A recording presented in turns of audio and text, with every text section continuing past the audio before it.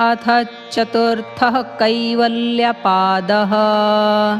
जन्मौषधिमन्त्रतपः समाधिजाः सिद्धयः।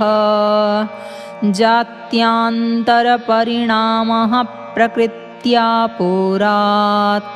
निमित्तमप्रयोजकं प्रकृतीनां वर्णभेदस्तु ततः क्षेत्रिकवत्। निरमाणचित्तान्यस्मितामात्रात्।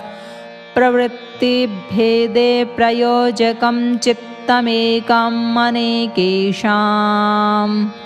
तत्र ध्यानजं मनाशयम्। कर्मा शुक्लकृष्णं योगिनस्त्रिविधम् इतरेषाम्।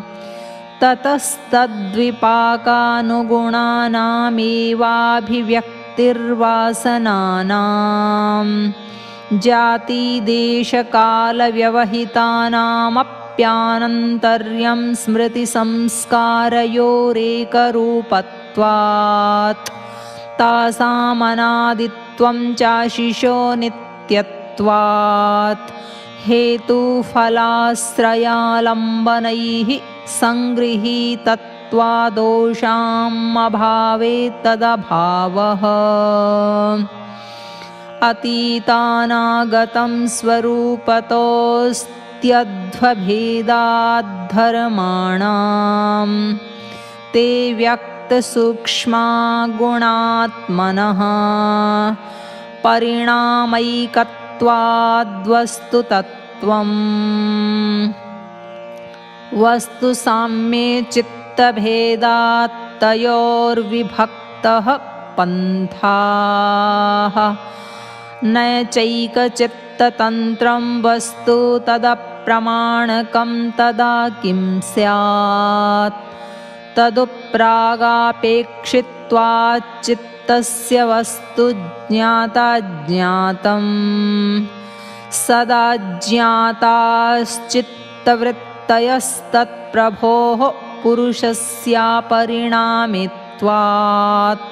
न तत्स्वाभासं दृश्यत्वात्। एकसमये चोभयानवधारणम्।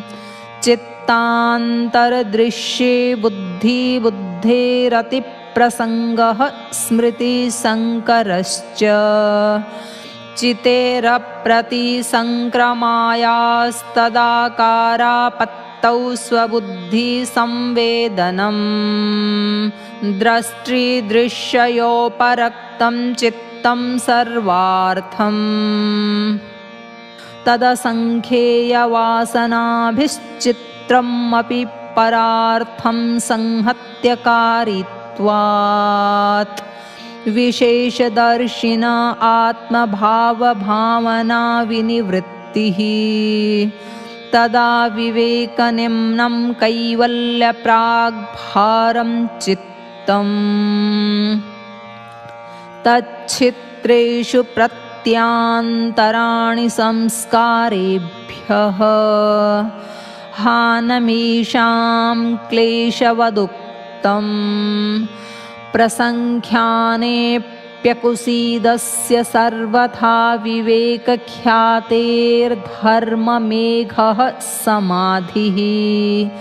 ततः क्लेशकर्मनिवृत्तिः। तदा सर्वावरणमलापेतस्य ज्ञानस्यानन्त्याज्ञेयमल्पम्।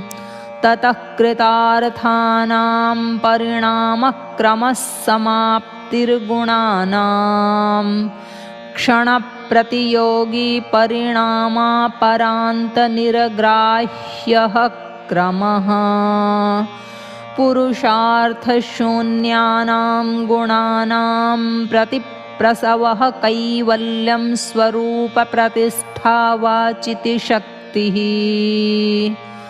इति पातञ्जलयोगसूत्रपाठे कैवल्यनिरूपणं नाम चतुर्थः पादः। समाप्तं च पातञ्जलयोगदर्शनसूत्रपाठः। ॐ ॐ शान्तिः शान्तिः शान्तिः।